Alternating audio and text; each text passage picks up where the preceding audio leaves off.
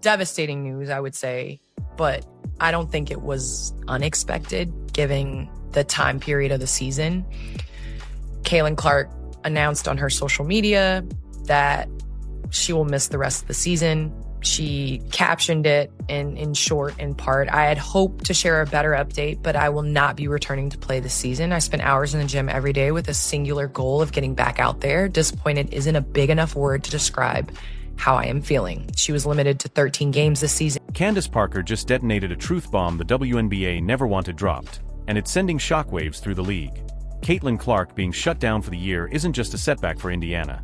It's a full-blown catastrophe for women's basketball as a whole, because now the whispers are louder than ever. What if Clark decides she's had enough and walks away entirely? That's not paranoia. That's the nightmare scenario the league has no answer for, and it exposes just how fragile their entire foundation is. Clark, only 2 years into her pro career, is sidelined with nagging groin and leg injuries that many argue were preventable if the league had prioritized protection over politics. And while her public comments remain measured, the frustration seeps through every word. This isn't just about a lost season. It's about relentless pressure, a toxic environment, and a WNBA that gambled everything on a generational star without ever giving her the support she needed, leaving fans to ask the brutal question: if Clark quit tomorrow, what would be left but a wreck the league can't sweep under the rug? She was limited to 13 games this season, and she hasn't played since July 15th when she suffered a right groin injury in the final minute of the Fever's win versus the Sun right before the All-Star game. I mean, that's our girl. That's our girl. And I feel like no matter what happened, you have to protect you and you have to protect your career. Enter Candace Parker, a legend who knows better than anyone what it means to push a body past its limit, and she didn't sugarcoat it.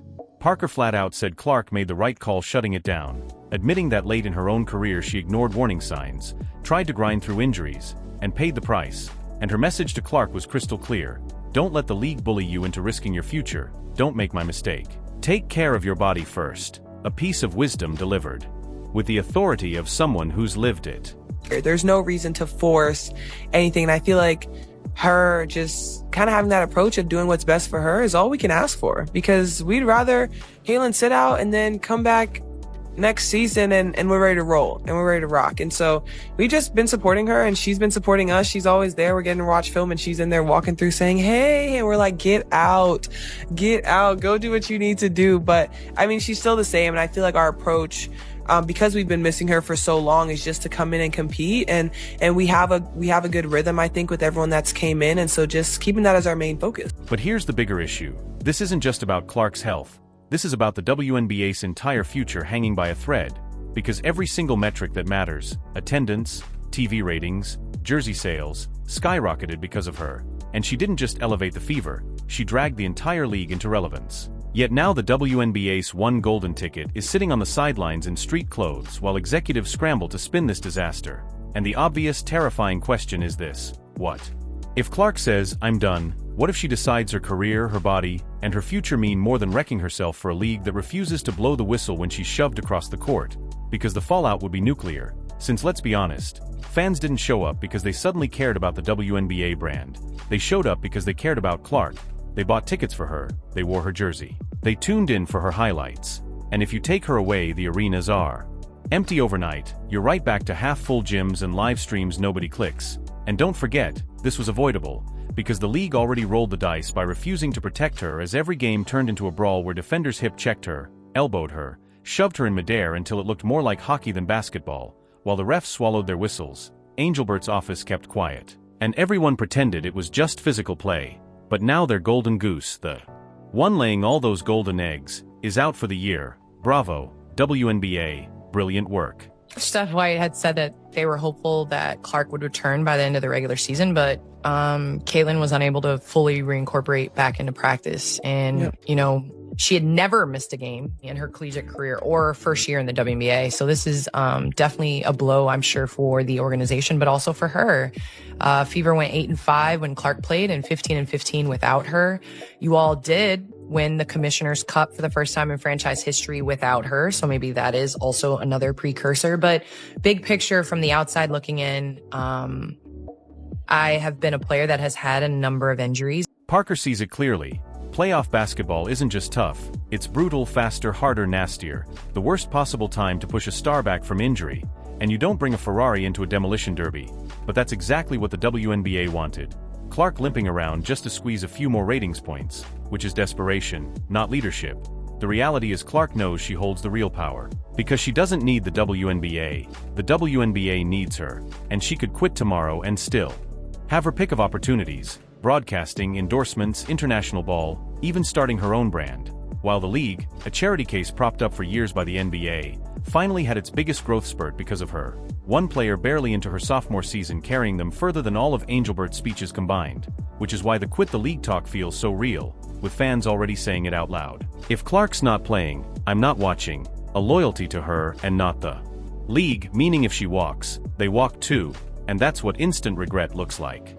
And taking the time, and there is a difference in being a role player and coming in and playing a role and coming in off of an injury. There is a rhythm, but when you are Caitlin Clark and you have the ball in your hands and you are on the other team's scouting report, to come in half and not be able to be in that amount of, I would say, rhythm of the game, because the rhythm of the game changes towards the end of the year. And so when it started getting closer to the end of the regular season, I was like, it's dangerous to come back during playoff basketball because the whole flow, the physicality, all of that is different. And so I know it's difficult to kind of take time and understand the big picture, especially when you're living with tunnel vision and you've worked so hard to get to where you're at, but it's the smart thing. And I'm proud of this generation for taking the time they need, looking at the bigger picture, and making sure that they get healthy. So, Caitlin Clark, hope you feel better.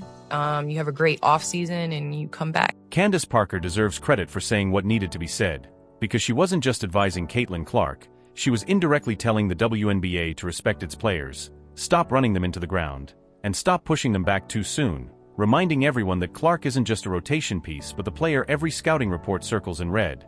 And if she's not at 100%, she has no business being out there. So Parker all but applauded her for realizing that truth before it was too late. But here's the twist. This isn't only about health, it's about trust, because Clark gave everything to the game, grinding for hours daily in rehab trying to fight back. And when it came time for gratitude, she didn't mention the league, the refs, or leadership. She thanked her fans and teammates, period, which is telling, because the fans showed up for her while the league didn't. And that's why the door is wide open for all the Clark could walk away talk, since she's already learned the hard way that the WNBA won't protect her. So why keep playing a rigged game, especially when other leagues and investors would fall over themselves to get her, whether in Europe earning tax-free money with fewer games and better officiating, or walking away from basketball entirely to dominate broadcasting, endorsements, media ownership, or nil-style projects, building an empire bigger than the WNBA itself, leaving the league clutching regrets while their squandered savior thrives without them.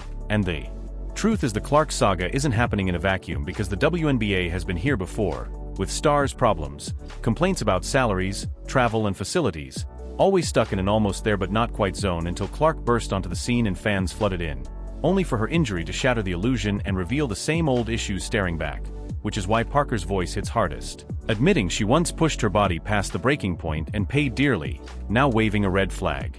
From retirement saying don't repeat my mistakes, proof the league hasn't learned a thing. And no sterile press release can cover that up, because fans watched Clark get battered, refs swallow whistles, and leadership stay silent while she limped. So no statement fixes the reality that Clark leaving isn't fantasy but a legitimate possibility with catastrophic fallout.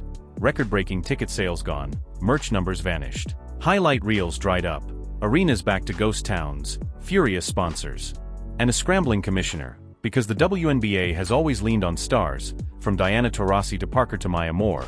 But Clark is different. She's the star, the one who brought millions of new eyes and turned arenas into events, and her injury post read more betrayed than disappointed, showing cracks in trust as year 2 should have been her dominance, yet instead the WNBA has a giant O plastered across the season, and if she walks, the league faces ratings in freefall, ghost arenas, and instant irrelevance, because the only way to stop it is to treat Clark like the superstar she is, with protection, fair officiating, and real support.